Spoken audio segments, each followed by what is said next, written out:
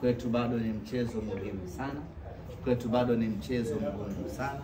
Kwetu ni mchezo wenye thamani na wenye uzito mkubwa kweli kweli, na ndio maana tunaamua kutoa msaada huu ama kutoa sadaka hii, ikiwa ni sehemu ya kutoa kwa jamii, kurejesha kwa jamii, na vile vile na sisi iwe sehemu ya kukubaliwa dua zetu na kuomba kwa Mwenyezi Mungu atujalie tupate ushindi katika mchezo wa Jumapili.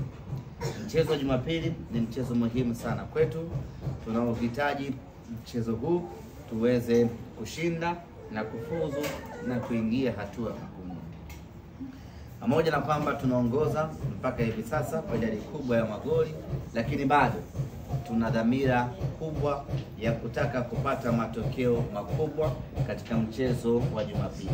Na kwa mantiki hiyo basi hatuna budi kufanya kila tunachoweza kufanya ili tuweze kupata ushindi katika mchezo huo na siku ya Jumapili.